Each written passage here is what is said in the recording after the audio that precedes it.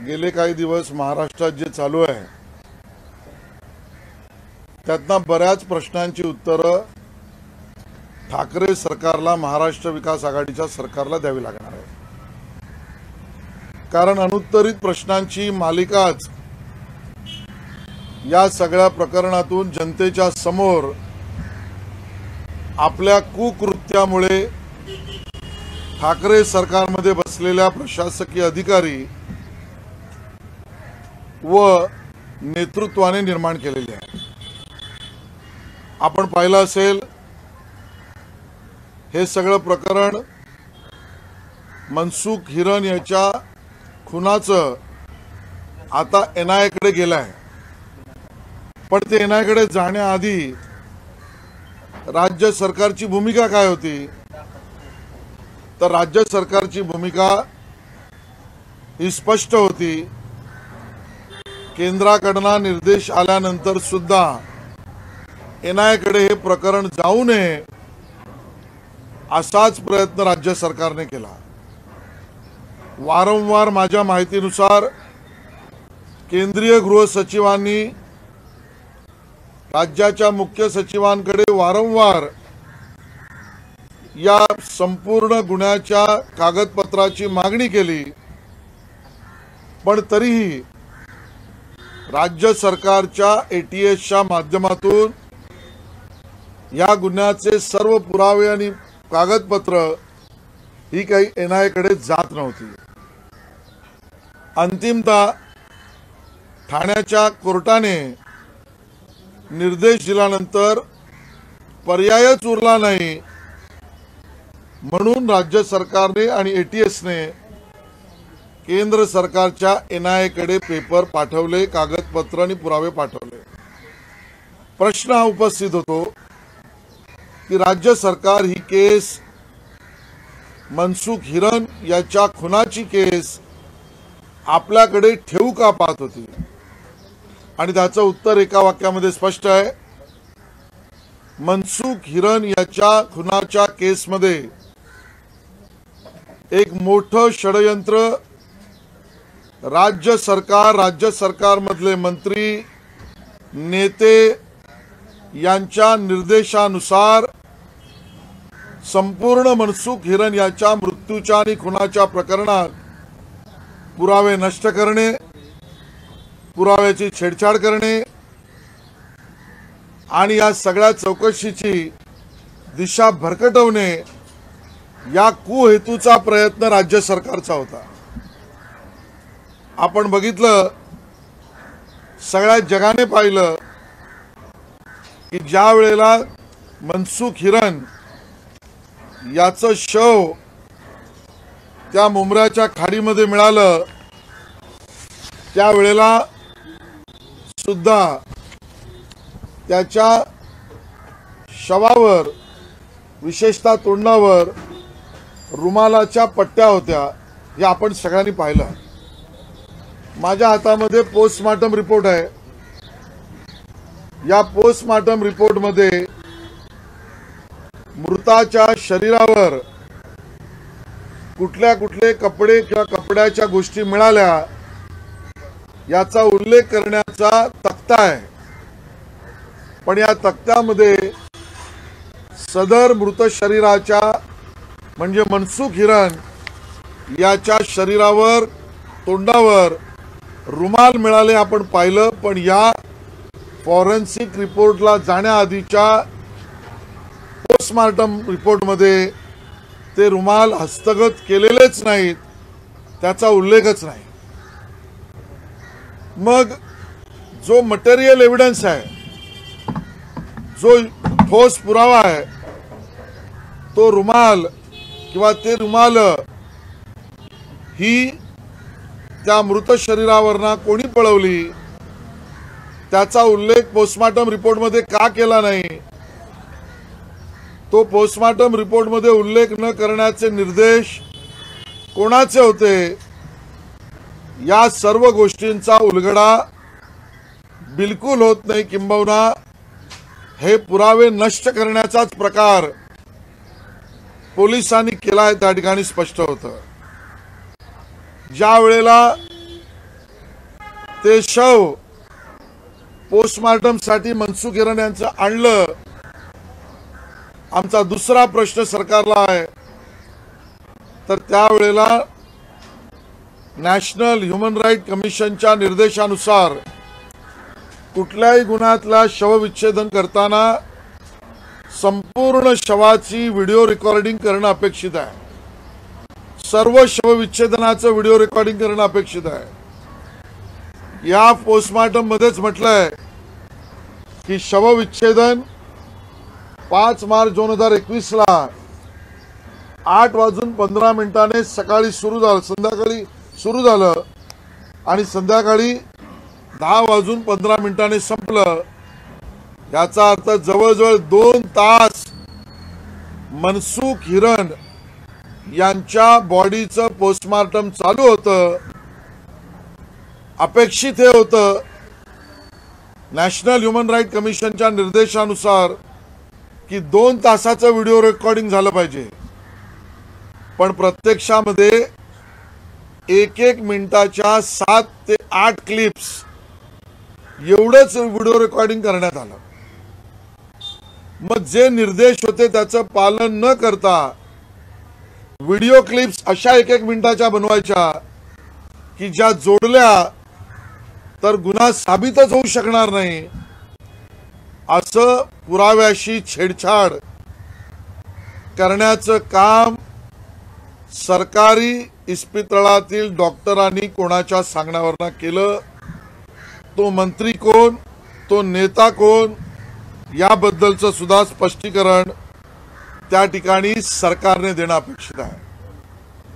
त्यानंतर ज्या वेळेला प्रत्यक्षात एक टेस्ट डायटॉम टेस्ट ही करणं अपेक्षित असतं, ज्या वेळेला ह्युमन बॉडीमध्ये, मृताच्या बॉडीमध्ये, लंग्समध्ये किंवा शरीराच्या अन्य भागात तो बुडून मृत्यू झाला असेल तर ते पाणी त्याच्या शरीरात असेल तर त्या पाण्याच्या शास्त्रीय चौकशीसाठी डायटॉम टेस्ट करणं अपेक्षित असतं। सदर पोस्टमार्टम रिपोर्टमध्ये सरकारी वकील स्पष्ट म्हणतात की आरोपीच्या शरीरामध्ये, लंग्समध्ये पाणी सापडलंच नाही। मग न सापडलेल्या पाण्याच्या शास्त्रीय चौकशीची डायटॉम टेस्ट का केली गेली?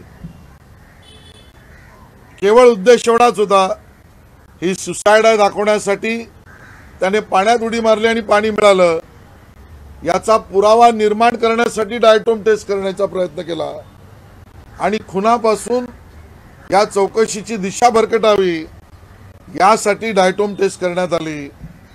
आणि डायटॉम टेस्ट अपेक्षित नसताना कोणाच्या सांगण्यावरनं ही डायटॉम टेस्ट करण्यात आली, ही गंभीर बाब आहे। त्याहून गंभीर बाब ही आहे की डायटॉम टेस्ट ही करणं रेकग्नाइज ॲक्रिडेटेड प्रयोगशाळेलाच करता येते, ज्या वेळेला या पद्धतीच्या अवयवांचे सॅम्पल, मनसुख हिरेन याच्या अवयवाचे सॅम्पल कलिनाच्या फॉरेन्सिक लॅबमध्ये पाठवल्यावर फॉरेन्सिक लॅबने स्पष्ट सांगितलं, आम्ही अशा पद्धतीच्या शास्त्रीय चौकशी करण्यासाठीची रेकग्नाइज लॅब नाही। मग अपेक्षित हे होतं की देशात ज्या ठिकाणी रेकग्नाइज लॅब आहे तिकडेही पाठवावी, पण सरकारच्या डॉक्टरांनी आणि पोलिसांनी हे सगळे अवयवाचे भाग जे हॉस्पिटलच्या डॉक्टरांकडे पाठवले। गंभीर गोष्ट तर ही आहे की जे हॉस्पिटलची लॅब सुद्धा डायटॉम टेस्ट करण्यासाठी ॲक्रिडेटेड डेझिग्नेटेड लॅब नाही, तरी सरकारच्या पॉलिसी रचनेने तिकडे का पाठवलं? पाठवलं जेच्या डॉक्टरांना माहिती असताना त्यांनी त्याची टेस्ट का केली? आणि केली तर केली, त्यानंतर त्यातलं कन्क्लूजन एवढंच काढलं, आम्ही केवळ ही स्क्रीनिंग टेस्ट केलेली आहे। कन्क्लुसिव्ह टेस्ट हरियाणाला होईल। मग ज्या अवयवाच्या कन्क्लुसिव्ह टेस्ट करण्याचा अधिकार आपल्याला नाही, आपण करू शकत नाही, ते पुरावे, त्या अवयवाचे पुरावे टेस्टसाठी खोलून त्याच्याशी छेडछाड करण्याचा प्रयत्न जे हॉस्पिटलच्या डॉक्टरांनी केला। याचा अर्थ रुमाल गायब करणं, पुरावा नष्ट करणं, डायटॉम टेस्ट छेडछाड करणं, डायटॉम टेस्ट अपेक्षित नसताना करणं, हे छेडछाडीचा प्रयत्न करणं, या सगळ्या गोष्टी राज्याच्या अंतर्गत येणाऱ्या स्थानिक पोलीस यांनी सर्व प्रकाराने केल्या। प्रकरण त्यानंतर ATS ला गेलं। ATS ला हे लक्षात आलं, कर्तबगार ATSच्या पोलिसांना हे लक्षात आलं की व्हिडिओ रेकॉर्डिंग नाही, रुमाल नाही, डायटॉम टेस्टचा रिपोर्ट नाही, डायटॉम टेस्टचा रिपोर्ट न करणाऱ्या एजन्सीने ते खोललंय आणि त्यामुळे ATSने ठरवलं की आपण या प्रकरणामध्ये छापे मारू। आणि जी माहिती आमच्या समोर आली, 20 मार्चला ATSने 6 विविध ठिकाणी छापे मारण्याचं ठरवलं, ज्यामध्ये मेडिकल रिपोर्ट ज्यांच्याकडे असतील तिथेही छापे मारण्याचं ठरवलं। ATSने तयारी पूर्ण केली। त्यासाठी आवश्यक लागणारे निष्पक्ष सरकारी पंच सुद्धा ATSने नोटीस देऊन बोलवले। माझ्या हातामध्ये 20 मार्चची नोटीस आहे ATSची। सरकारी पंचांची मागणी ATSने केली। 20 मार्चला 4 वाजता पंच सुद्धा ATSच्या कार्यालयात आले। 6 टोळ्या ATSच्या छाप्यासाठी तयार झाल्या। 4 वाजल्यापासून 6 वाजेपर्यंत त्यांना सरकारी निर्देशाने थांबवण्यात आलं आणि नंतर त्यांच्या छाप्याला परवानगी नाकारून छापे रोखण्यात आले। ATSला पुरावे गोळा करण्यातल्या छापे रोखण्याचे निर्देश कुठल्या मंत्र्याने किंवा नेत्याने दिले हे सुद्धा जनतेसमोर येणं आवश्यक आहे। स्थानिक पोलिसांना काम करू दिलं नाही, जे करू दिलं ते चुकीचं करायला लावलं, त्यातले पुरावे नष्ट केले, पुराव्याची छेडछाड केली, त्यानंतर ATSला छापे मारण्यापासून रोखण्यात आलं आणि म्हणूनच राज्य सरकारला ही केस NIA कडे देण्यापासून थांबवण्याचे सर्व प्रयत्न करायचे होते। आमची NIAला मागणी आहे, मी पत्रही NIAला लिहिलंय। या सगळ्यात ते डॉक्टर्स, ते टेस्ट करणारे लॅबोरेटरीतले सर्व तज्ञ, यात असलेले पोलीस, यात निर्देश देणारे राजकारणी, या राजकारण्यांना निर्देश देणारे नेते, या सगळ्यांची चौकशी करणं अपेक्षित आहे आणि त्यामुळे NIAने या सगळ्यांची चौकशी करावी अशी त्या ठिकाणी आम्ही मागणी करतो। मला जे मांडायचं होतं ते मी मांडलंय। तुमचे काही प्रश्न असतील तर विचारा, बाद में करतो। सध्या ज्या पद्धतीनं सध्या एकूणच सध्या सरकारमध्ये परिस्थिती बघायला मिळते आहे, तुम्हाला वाटतंय का कुठेतरी आता विषय जो आहे, कारण कोणीही बोलायला स्पष्टपणे पुढे येत नाहीये, त्याच्यामुळे विषय हा डायव्हर्ट करण्याचा प्रयत्न वेगवेगळ्या मुद्द्यांना अनुसरून केला जातो असं वाटतंय का?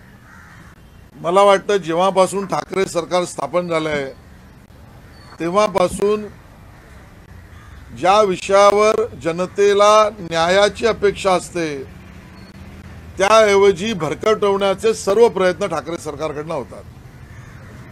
या सगळ्या प्रकरणामध्ये सुद्धा NIA त्या व्हेकलची चौकशी करत होती, या खुनाची सुद्धा चौकशी NIAने करणं अपेक्षित होतं, पण केवळ हे प्रकरण दाबणं, भरकटवणं आणि लटकवणं या उद्देशाने राज्य सरकारमध्ये बसलेले संबंधित मंत्री हे काम करत होते आणि हे प्रकरण रफादफा करण्याचा प्रयत्न हा राज्य सरकारचा सातत्याने चालू आहे आणि म्हणून मंत्रिमंडळाने आता नियुक्त केलेली जी न्यायाधीश किंवा निवृत्त न्यायाधीशाची जी काही समिती आहे ती सुद्धा केवळ या प्रकरणात व्हाईट वॉश लावण्याच्या कामासाठी केलेली आहे। या प्रकरणातून सुद्धा परमवीर सिंग यांनी केलेले आरोप प्रत्यक्ष गृहमंत्र्यांवर, या प्रकरणातून अनिल देशमुखजींना क्लीन चिट देण्यासाठी निर्माण केलेली ही समिती असा आमचा आरोप आहे। तुम्ही मनसुख हिरण प्रकरणात वारंवार मंत्री सहभागी आहेत अशा प्रकारचा दावा करतायत, आरोप करतायत। तुम्हाला असं मागणी करायची आहे का या प्रकरणामध्ये मंत्र्याची चौकशी NIAच्या मार्फत व्हावी? बिलकुल। या प्रकरणामध्ये ज्या पद्धतीने ATS ला रोखणं, ATS ला थांबवणं, आलेल्या पंचांना परत पाठवणं, जे हॉस्पिटल मधल्या डॉक्टरांना चुकीच्या गोष्टी करायला लावणं, पोस्टमॉर्टम रिपोर्टमध्ये काही गोष्टी लपवणं, रुमाल असलेला एव्हिडन्स गायब करणं, त्या मनसुख हिरणच्या अवयवाला त्या ठिकाणी पुरावा असताना छेडछाड करणं, या एवढ्या सगळ्या कड्या ज्या आहेत, या सगळ्या कड्या एकटा API वाजे करू शकत नाही। API वाजेला वाचवणारे मंत्री आणि सरकारमधले धुरीण याच्या मागे आहेत आणि त्यामुळे NIAने त्याची सुद्धा चौकशी केली पाहिजे। ज्या पद्धतीने विनायक शिंदे असतील यांना बाहेर काढण्याला परवडलं, त्यांचा सहभाग दिसतोय, त्या अटकेत सुद्धा आहे। हे सगळे जे वाजने करण्याचा प्रयत्न केला, त्यांचा सहभाग या पूर्ण प्रकरणामध्ये कशा पद्धतीने दिसतो? खरं तर आश्चर्य आहे, किती गंभीर गोष्ट आहे बघा। एक पोलीस कर्मचारी किंवा माजी पोलीस कर्मचारी म्हणून शिंदे, ते एका गंभीर गुन्ह्यामध्ये सजा भोगतायत। त्या सजेमध्ये ते जेलमध्ये होते, ते जेलमधनं पॅरोलवर सुटतात। सर्वसामान्य ज्ञान ज्याला असेल त्याला माहिती आहे, पॅरोलवर आरोपी जेव्हा सुटतो, ज्यावेळेला तो सत्कर्माची किंवा सदहेतूची किंवा सदाचाराची हमी देतो, त्यानंतरच तो पॅरोलवर सुटतो। तो आरोपी सुटल्यानंतर पुन्हा वाजेच्या संपर्कात येतो आणि एका खुनाच्या मध्ये हात त्याचा असतो। या गंभीर प्रकरणाची आपल्या खात्यांतर्गत किंवा सरकारी चौकशी करावी असं ठाकरे सरकारला वाटत नाही, पण गुन्ह्याचा उकल करण्यासाठी, गुन्ह्यात असलेल्या गोष्टी समोर आणण्यासाठी ACS होम ची परवानगी घेऊन जर चौकशी केली तर त्या रश्मी शुक्लाची चौकशी त्यांना करावीशी वाटते। सचिन वाजे यांना समर्थन तुम्ही करता, ज्यावेळेला पर्याय नव्हता त्यावेळेला अटक करावं लागलं, पण जे सचिन वाजेंकडनं 100 कोटीचा वसुलीचा कार्यक्रम करतायत असा आरोप करणाऱ्या परमसिंग यांच्या तक्रारीवर तुम्हाला चौकशी करावीशी वाटत नाही। आणि त्यामुळे सरकार याची कार्यपद्धती चोराला मजा आणि कोतवालाला सजा अशा पद्धतीचा कारोबार या सरकारचा आहे। सर, रश्मी शुक्ला प्रकरणामध्ये त्या भाजपच्या एजंट आहेत आणि भाजपच्या गोटात काही आमदार यावेत यासाठी सुद्धा त्यांनी प्रयत्न केले होते, अशा प्रकारचा आरोप येड्रावकर यांनी केला आणि काल जितेंद्र आव्हाडांनी सुद्धा केला। मला असं वाटतं आपलं राज्य अजून तरी अशा थरावर गेलेलं नाही की ज्यामध्ये अधिकारी, निमसरकारी अधिकारी, सेवेतले अधिकारी हे राज्यात कोण बसावे ठरवतील।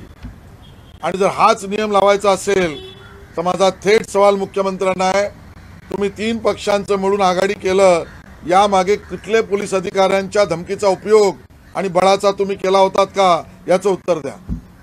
सर, दुसरा एक प्रश्न, रश्मी शुक्ला यांनी जो गोपनीय अहवाल फोडला, तो गोपनीय अहवाल फोडून शिस्तभंग केलेला आहे आणि त्यांच्यावर चौकशी करण्याची सरकारची तयारी केली आणि त्यांचं बोट भाजपकडे की भाजपच्या सांगण्यावरून हे सगळं केलं। हा अहवाल आंधळ्या व्यक्तीने जरी वाचला तरी लक्षात येईल की हा अहवाल म्हणजे नेरोलॅकचा पेंट देण्याचा अहवाल आहे। आपली बाजू खरी आणि दुसऱ्याची बाजू काळी ही दाखवण्यासाठी नेरोलॅक पेंटचा हा अहवाल आहे। आणि या अहवालाचा निर्माता प्रभादेवीच्या एका मुखपत्र कार्यालयातनं झालेला आहे आणि म्हणून याच्यावरची सत्यासत्यता तपासता येणारच नाही। आणि म्हणून कोणीतरी म्हटलंय की एवढ्या मोठ्या प्रकरणामध्ये एक दिवसाआधी सरकारचं मंत्रिमंडळ चौकशी ठरवते आणि एका दिवसामध्ये चौकशीचा अहवाल येतो। ही तत्परता कोरोनाच्या प्रकरणात सुद्धा रुग्णांना औषधं पुरवण्यामध्ये कधी या सरकारने केलेली नाही। आणि म्हणून एका शेअरमध्ये सांगायचं झालं तर एक लम्हे में हुआ था फासलों का फैसला, एक लम्हे में हुआ था फासलों का फैसला, फिर यकीन दिल को दिलाने में जमाना लग गया।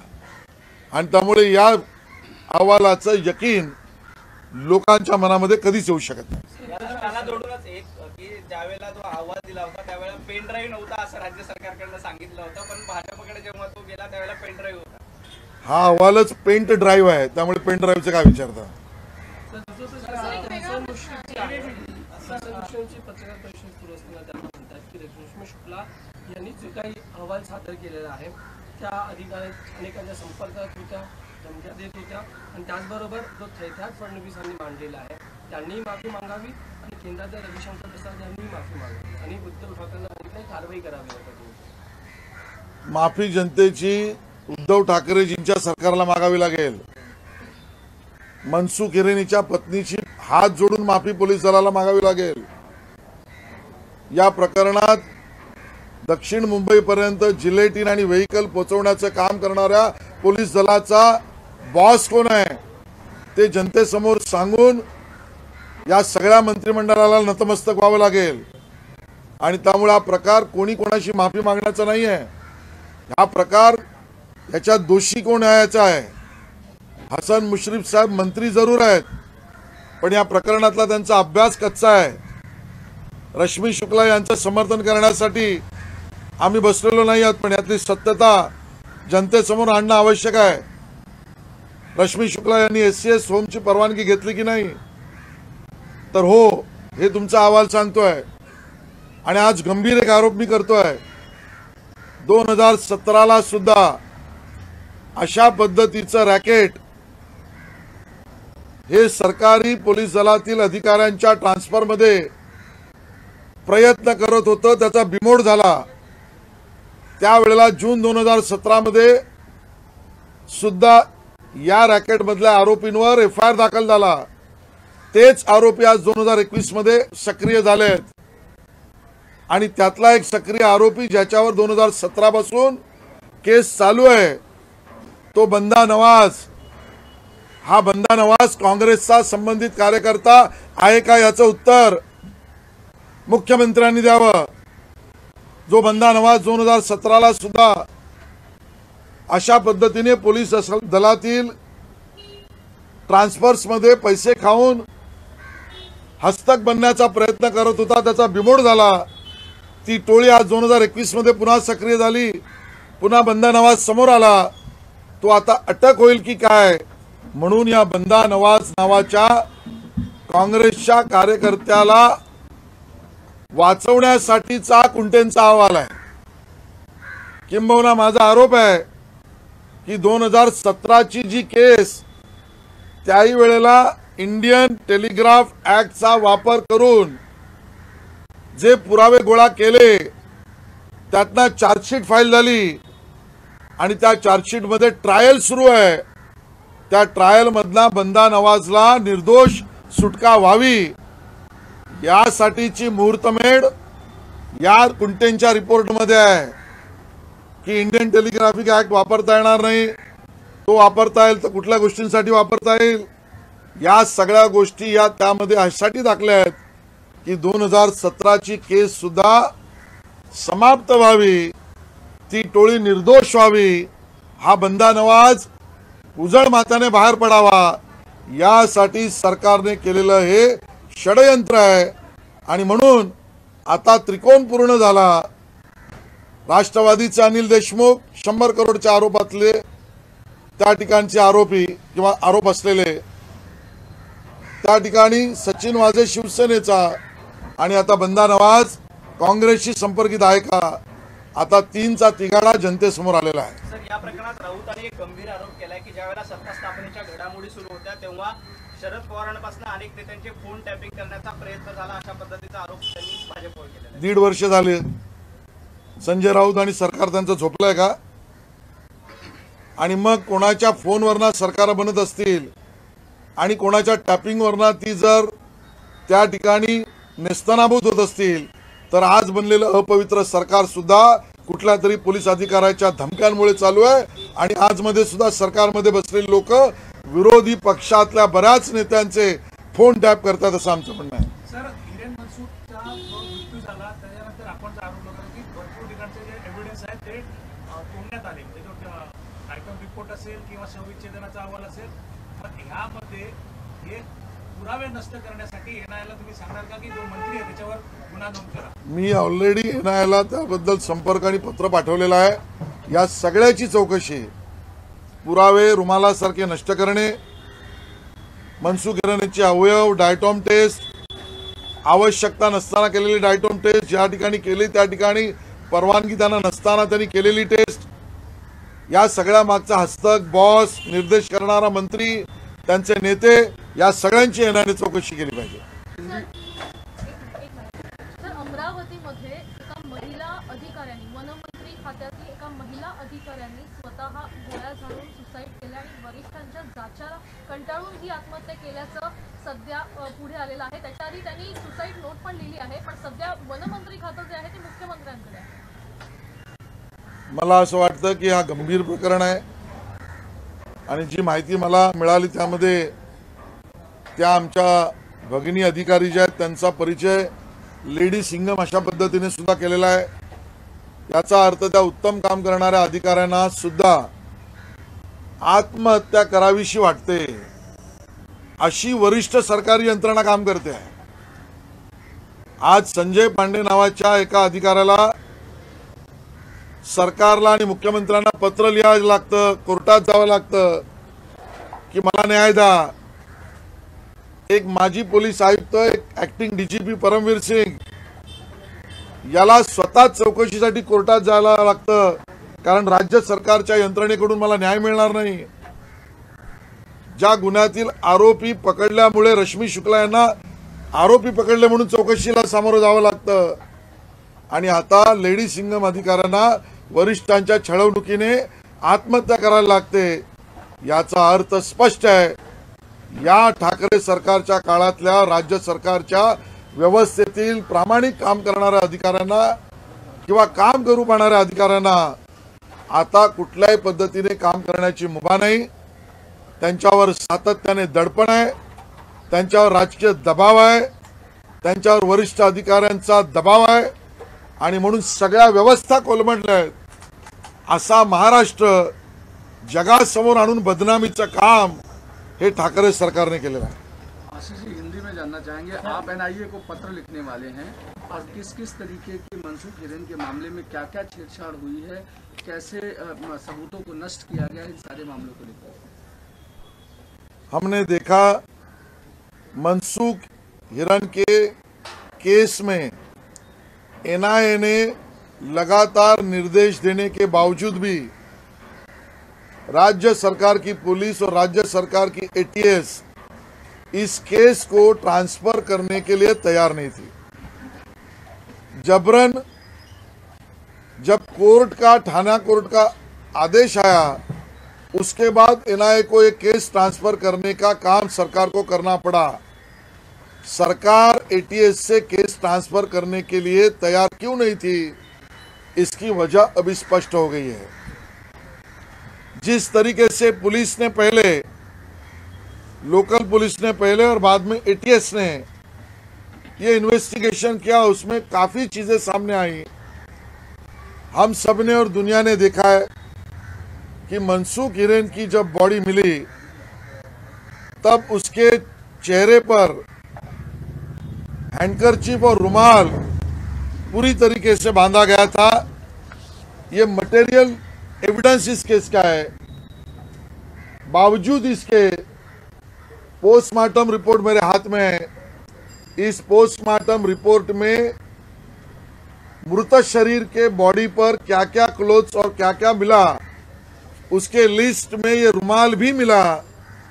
इसका सीधा साधा उल्लेख, मेंशनिंग भी नहीं है इसका मतलब है इस पुरावे को नष्ट करने का काम लोकल पुलिस ने किया। हमने देखा इस पोस्टमार्टम रिपोर्ट में भी लिखा है 5 मार्च को शाम को 8:15 बजे से रात को 10:15 बजे तक ये पोस्टमार्टम चला है मनसुख हिरेन के बॉडी का, और नेशनल ह्यूमन राइट कमीशन का ये निर्देश है कोई भी प्रकरण में अगर पोस्टमार्टम होता है तो पूरे पोस्टमार्टम की वीडियो रिकॉर्डिंग होनी आवश्यकता है। लेकिन मनसुख हिरेन के इस पोस्टमार्टम को 8:15 से 10:15 बजे तक 2 घंटे तक पोस्टमार्टम चला था। 2 घंटे का वीडियो रिकॉर्डिंग होना अपेक्षित था, लेकिन वो नहीं किया गया।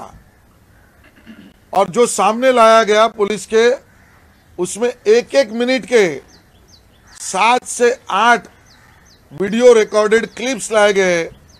वो भी इस तरीके से वीडियो रिकॉर्डिंग के क्लिप्स है कि जिसको साथ में जोड़े तो उससे कंक्लूसिव प्रूफ नहीं निकल सकता। तो किस अधिकारी ने इस प्रकार का निर्णय किया जिसमें पूरी रिकॉर्डिंग नहीं हो पाई? जिस अधिकारी ने इस निर्णय किया उसको कौन से सरकार में बैठे मंत्री ने ये कहा कि पूरी वीडियो रिकॉर्डिंग मत करो? इसकी भी जांच एनआईए ने करने की आवश्यकता है, हमारी मांग है। जिस बॉडी का पोस्टमार्टम किया गया उस बॉडी में स्वयं पोस्टमार्टम रिपोर्ट में लिखा गया है कि पानी उस बॉडी में ना लंग्स ना बॉडी में कहीं नहीं मिला। जब बॉडी में कहीं लंग्स में पानी मिलता है तब डायटोम टेस्ट की आवश्यकता लगती है, जरूरत भी होती है। लेकिन बिना पानी मिले भी इस बॉडी के पार्ट की डायटोम टेस्ट करो, यह गलत निर्णय है। पुलिस और मेडिकल काम करने वाले डॉक्टरों ने क्यों लिया? सरकार में बैठे हुए कौन से मंत्रियों ने और नेताओं ने इस गलत निर्णय को लेने में मजबूर किया? एनआईए इसकी भी जांच करे। जब डायटोम के लिए ये पूरे बॉडी के टेस्ट के पार्ट गए तब करीना के फॉरेंसिक लैब ने उसको मना किया कि हम एक्रीडेटेड रिकॉग्नाइज्ड लैब नहीं है, इसकी जांच एक्रीडेटेड रिकॉग्नाइज्ड लैब ही कर सकती है। तब उसको एक्रीडेटेड रिकॉग्नाइज्ड लैब को भेजने की आवश्यकता थी, बावजूद उसके पुलिस ने जेजे हॉस्पिटल में उसको भेजा जो अनरिकॉग्नाइज्ड अनएक्रीडेटेड लैब है। ये निर्णय किसके कहने पर पुलिस ने किया? इसका बॉस कौन है ये निर्णय लेने वाला? उसकी भी इंक्वायरी होनी चाहिए। जेजे के डॉक्टरों को ये पता था कि हम रिकॉग्नाइज नहीं है, तो भी उन्होंने उसका टेस्टिंग क्यों किया? उस एविडेंस को खोला क्यों? और खोलने के बाद जो रिपोर्ट दिया उसमें सिर्फ इतना ही कहा कि ये स्क्रीनिंग टेस्ट थी, कंक्लूसिव टेस्ट तो हरियाणा करेगी।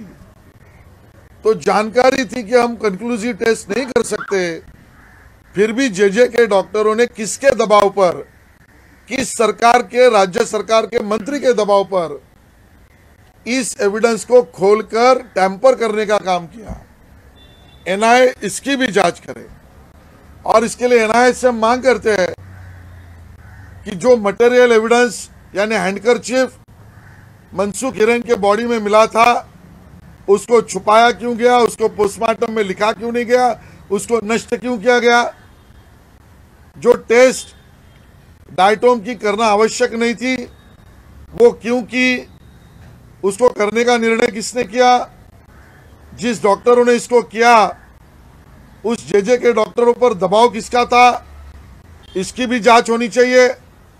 और महत्व की बात, तो जब ये केस एटीएस की तरफ गई तब एटीएस को ध्यान में आया कि इस पूरे एविडेंस को कहीं ना कहीं मिसिंग लिंक है, और इसके लिए उन्होंने तय किया 20 तारीख को कि डॉक्टरों की मेडिकल रिपोर्ट से काम करने वाले उस सब प्रक्रिया से लेकर सभी पर हम छापे डालेंगे और एविडेंस कलेक्ट करेंगे। 20 मार्च को 6 टीम एटीएस ने बनाई, छापा तय किया। इंडिपेंडेंट सरकारी पंचों को भी नोटिस देकर बुलाया गया। ये 20 मार्च की एक नोटिस मेरे हाथ में एटीएस ने इंडिपेंडेंट पंचों को बुलाने के लिए दी है। वो पंच बुलाने के बाद 4 बजे से 20 मार्च को एटीएस के सभी अधिकारी 6 की 6 टीम और 6 के 6 पंच काम के लिए तैयार थे। 6 बजे तक उनको रोका गया और बाद में इस छापों को, इस रेड को कैंसल करो, ये सरकार में बैठे हुए कौन से मंत्री ने कहा। तो एटीएस को भी काम करने से मना कर दिया गया और लोकल पुलिस ने तो एविडेंस को नष्ट और टेम्पर करने का काम किया। ये मनसुख हिरेन मामले को रफा दफा करने का काम सरकार के लोग बार बार कर रहे हैं। इसकी भी इंक्वायरी एनआईए के माध्यम से होनी चाहिए। इनके आकाओं को, इनके निर्देश देने वाले नेताओं को और इनको मजबूर करने वाले मंत्रियों को भी इंक्वायरी कर कर उसका भी सच जनता के सामने लाना चाहिए। क्या मंत्री आशीष जी, आप जिक्र कर रहे हैं कोई मंत्री है, मंत्री है, हाँ। कोई स्पेसिफिक नाम है आपके सामने या फिर कोई पार्टी का मंत्री है? एनआईए अगर मुझसे पूछे तो एनआईए को मैं बताने के लिए तैयार हूँ। लेकिन जिस तरीके से आशीष जी इस पूरे मामले में कहीं न कहीं एटीएस की भूमिका प्रेस संदिग्ध है, उनको एटीएस नहीं दे रही थी एनआईए को रिपोर्ट, इस पूरे मामले में कोर्ट जाना पड़ा एनआईए को, इसको कैसे? देखिए, तो स्पष्ट है कि राज्य सरकार पहले तो सचिन वाजे इस प्रकरण में आरोपी नहीं है ये कहकर दबाने का प्रयास कर रही थी। जब वो दबा नहीं पाई तब सचिन वाजे को अरेस्ट करना पड़ा। तो केस को फिर दबाने के लिए क्राइम से निकालकर एटीएस में भेजा गया। एटीएस में कर्तव्यकार अधिकारियों को इसकी एविडेंस कलेक्ट करने का काम शुरू किया। तब उनकी रेड को रोकना और बाद में इस पूरे प्रकरण में कई राजकीय हस्तक्षेप करना, यह प्रयास राज्य सरकार में बैठे हुए लोगों ने किया। और जब ये बात एनआईए को ध्यान में आई तो एनआईए ने निर्देश दिए राज्य सरकार को कि हमें केस ट्रांसफर करिए। बावजूद इसके कि केंद्रीय होम सेक्रेटरी लगातार 2-3 दिनों से ज्यादा समय चीफ सेक्रेटरी कुंटे जी से इसके पेपर मांग रहे थे, लेकिन सरकार पेपर और पुरावा देने के लिए तैयार नहीं थी। अंत में कोर्ट से डायरेक्शन लाना पड़ा या आया, उसके बाद पेपर देना पड़ा। सवाल सरकार और ठाकरे सरकार से यह है, कौन सी मजबूरी थी आपको कि दूध का दूध और पानी का पानी करने के लिए एनआईए को केस जाने से रोकना पड़ा? क्योंकि आपको इस केस को रफा दफा करना था, ये हमारा आरोप है। सवाल ऐसा देखा गया है कि शरद पवार डिपेंड करते थे अनिल देशमुख को। अनिल देशमुख ये सफाई देते हैं कि मैं क्वारंटीन था, वो प्रेस कॉन्फ्रेंस, बहुत सारी चीजें सामने आई। आप लोगों ने इस्तीफे की मांग की लेकिन उसे हल्के में लिया गया। अब अनिल देशमुख कह रहे हैं कि जांच करानी चाहिए, मैं जांच के लिए तैयार हूँ, मैं सरकार को कहूंगा, उन्होंने ये बात कही है। इसको कैसे देखते हैं? ये घूम करके क्या लिपापोती हो रही है? देखो, लिपापोती करने का काम तो ये सरकार कर ही रही है। चीफ सेक्रेटरी कुंटे का ये रिपोर्ट यानी नेरोलेक का व्हाइट पेंट है और उसके कारण इसमें से अनिल देशमुख या कोई भी गुनहगार नहीं है, ये लाने के लिए बनाई हुई कमेटी है। यहाँ पर सवाल यह है कि अनिल देशमुख जी के एक वाक्य का मैं स्वागत करता हूँ कि दूध का दूध पानी का पानी हो जाए। जो मुझे जानकारी मिली उसमें अनिल देशमुख जी ने कहा है कि मैं कोई भी इंक्वायरी के लिए तैयार हूँ। तो हम अनिल देशमुख जी से कहते हैं कि परमवीर सिंह के केस में मुंबई हाईकोर्ट में आप जाइए, हलफनामा पेश करिए और सीबीआई इंक्वायरी के लिए मैं तैयार हूं, ये आप डिक्लेयर करिए। कल जिस तरीके की रिपोर्ट आई है, रिपोर्ट अहम मुद्दे कहे गए। एक तो ये टॉप सीक्रेट था जिसे लीक किया गया है, कुछ डॉक्यूमेंट्स उनके साथ में थे जो पेनड्राइव पर जिक्र किया गया, वो पहले रिपोर्ट में सबमिट नहीं किया गया था, वो किया गया था बिना परमिशन के कॉल रिकॉर्ड किए गए थे।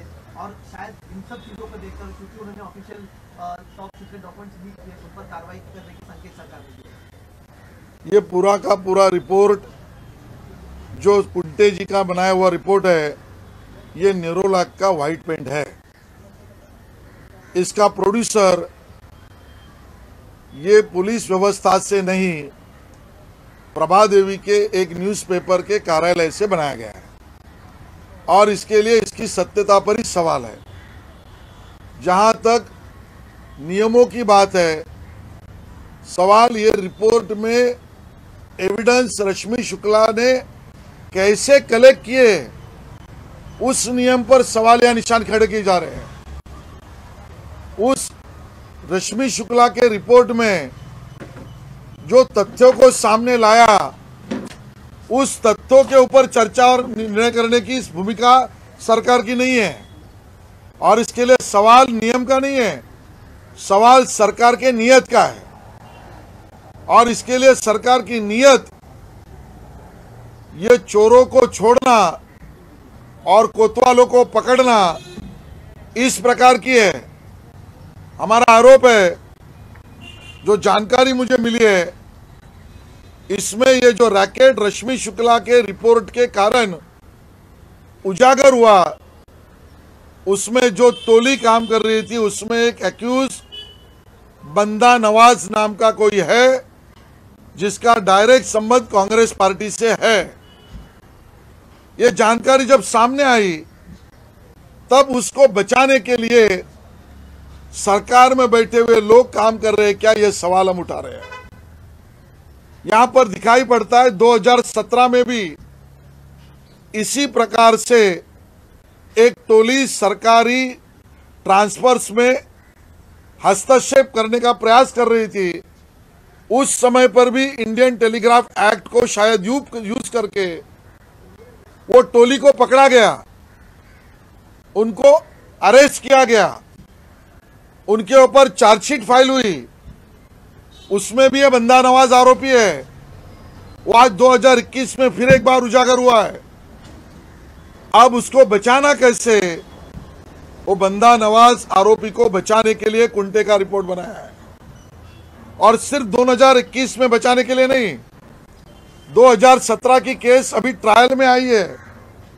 तो ट्रायल में उस बंदा नवाज और उसके आरोपियों को निर्दोष छूट मिले, उसके लिए ऐसे केसों में इंडियन टेलीग्राफ एक्ट यूज ही नहीं किया जाता। यह गलत जानकारी कुंटे के रिपोर्ट में लाई गई, जिसका उपयोग 2017 के बंदा नवाज के केस में भी अब किया जाएगा। और बंदा नवाज कल भी सफेद था, आज भी सफेद है। ऐसा नेरोलाक का पेंट का निर्माण करने वाला ये कुंटे का रिपोर्ट है। ये हमारा सरकार पे आरोप है। सरकार कह रही है, अब बात तो स्पष्ट हो गई कि सरकार की तिगाड़ी अब स्पष्ट आ गई।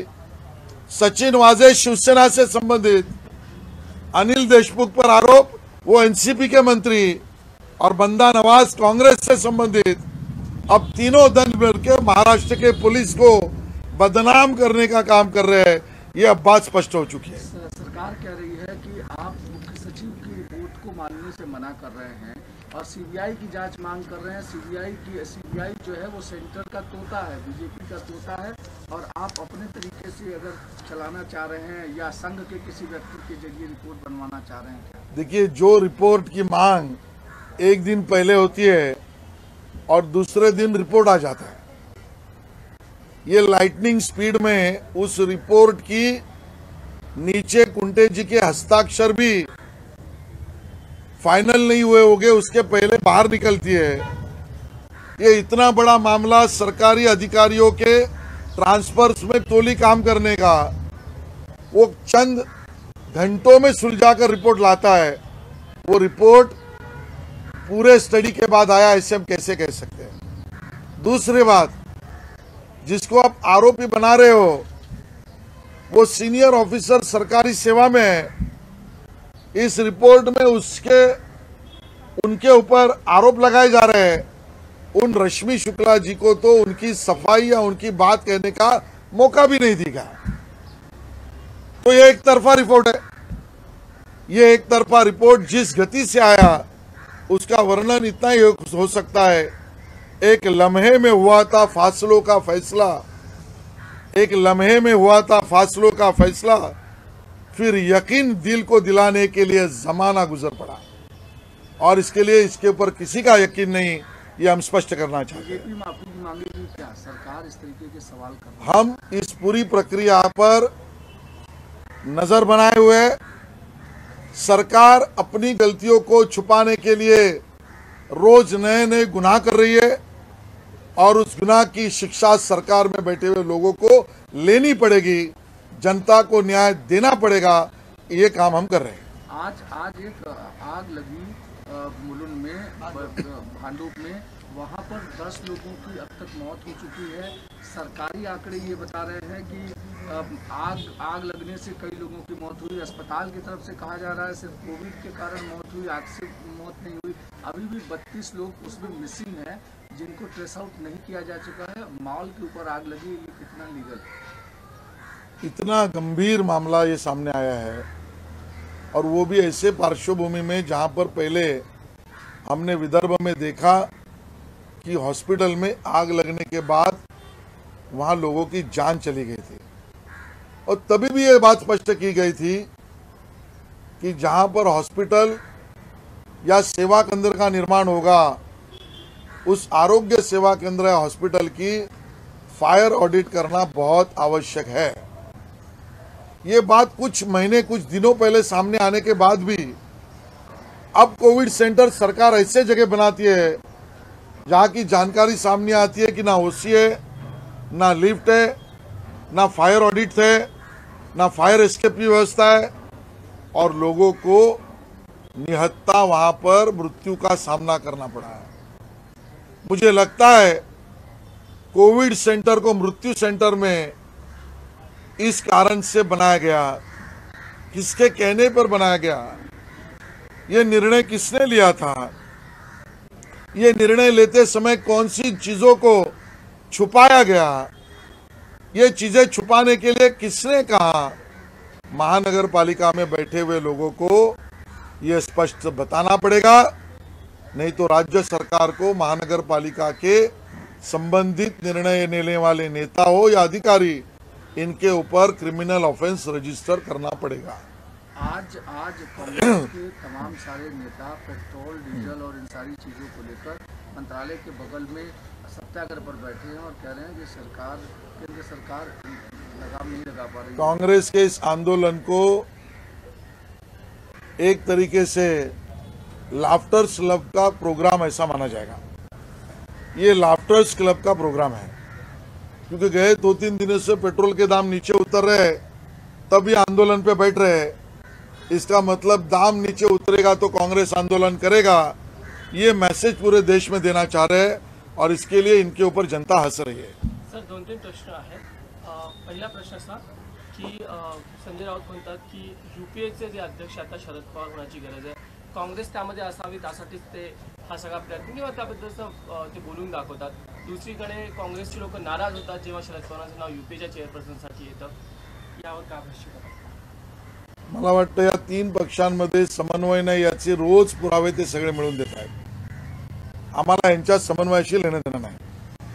आम्हाला महाराष्ट्रातल्या जनतेला त्यांच्या अधिकाराच्या सेवा सुविधा मिळतात की नाही याच्याशी संबंध आहे.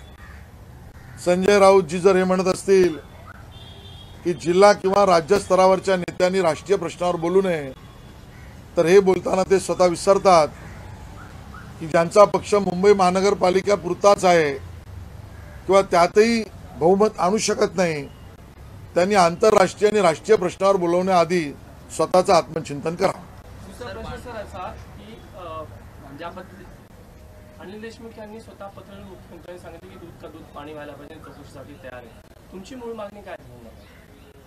खऱ्या अर्थाने या सगळ्या प्रकरणामध्ये जो निवृत्त न्यायाधीश किंवा न्यायाधीश यांच्या अध्यक्षतेखाली जी चौकशी समिती नेमण्याचा निर्णय केला आहे, तो राज्य सरकारचा निर्णय म्हणजे अनिल देशमुख यांना क्लीन चिट देण्यासाठीची मुहूर्तमेढ आहे. मी अनिल देशमुखजी यांच्या एका वाक्याचं स्वागत करतो की ते म्हणाले, तसं माझ्या लक्षात आलं की दूध का दूध पाणी का पाणी व्हावं. मी कुठल्याही चौकशीला समोर जायला तयार आहे. तर अनिल देशमुखजी यांना आमची विनंती आहे, परमवीर सिंग यांनी जे मुंबई उच्च न्यायालयात याचिका दाखल केली आहे, त्या याचिकेत आपण स्वतः कोर्टासमोर जाऊन शपथपत्र दाखल करावं आणि मी अनिल देशमुख स्वतः सीबीआय इन्क्वायरीला जायला तयार आहे असं तुम्ही त्या ठिकाणी शपथपत्र द्यावं अशी आमची त्यांना विनंती आहे. दुसरा प्रश्न सर असा की भांडूपमध्ये जी आग लागली त्यामध्ये समोर येते की पोसी नव्हती, स्वतः महापालिका म्हणतात तात्पुरत्या ज्या परवानग्या देण्यात आल्या त्या सुद्धा संपुष्टात येत होतात. मग एवढं सगळं कोविड सेंटर उभारत असताना महापालिके प्रशासनाची हलगर्जी का, त्याचबरोबर त्यावर शासन करणारे जी लोक आहेत त्यांचा पण हलगर्जीपणा झालेला आहे का? त्याचबरोबर त्यामध्ये काही शिवसैनिकांची सुद्धा नावं येत आहेत की ते सुद्धा देखरेख करत होते. अतिशय गंभीर प्रकार भांडूपचा जो झालेला आहे, लोकांचा मृत्यू कोविड सेंटरमध्ये केवळ औषधोपचारासाठी गेलो म्हणून झाला आहे. हा प्रकार दुर्दैवाने महाराष्ट्रात नवीन नाही. आश्चर्य तर या गोष्टीचं वाटतं की काही दिवसांपूर्वीच विदर्भातल्या इस्पितळात झालेली घटना ताजी आहे की ज्यामध्ये आग लागून रुग्णांचा जीव जळून मृत्युमुखी पडला. ही घटना ताजी असताना प्रत्येक आरोग्य सेवा केंद्र किंवा इस्पितळाच्या ठिकाणी फायर ऑडिट करू किंवा करणारच किंवा केलं जाईल अशी भूमिका घेतलेली असताना आता मुंबईतल्या कोविड सेंटरमध्ये ज्या गोष्टी समोर येतात त्यामध्ये त्या सेंटरला ओसी नाही, लिफ्ट नाही, लॉबीमध्ये स्पेस नाही, फायर ऑडिट नाही, फायर एस्केप व्यवस्था नाही. अशा ठिकाणी कोविड सेंटर करण्यामागचं कारण काय? महानगरपालिकेतल्या अधिकाऱ्यांना असं कोविड सेंटर उभं करण्याची मजबुरी कोणाच्या सांगण्यामुळे करण्यात आली? त्या ठिकाणी इतक्या सगळ्या त्रुटी असताना त्या त्रुटी कागदावर का दडवण्यात आल्या? त्या दडवण्यात आलेल्या त्रुटींच्या बावजूद तिथे कोविड सेंटर लोकांना मृत्युमुखी पाडण्यासाठी कोणाच्या दबावामुळे करण्यात आलं? महापालिकेच्या अधिकाऱ्यांनी याचं उत्तर देणं आवश्यक आहे. जर उत्तर समोर येत नसेल तर राज्य सरकारने महापालिकेचे अधिकारी किंवा अधिकाऱ्यांना निर्णय घेण्याला लावणारे नेते यांच्यावर गुन्हा दाखल करावा लागेल अशी आमची त्या ठिकाणी मागणी आहे.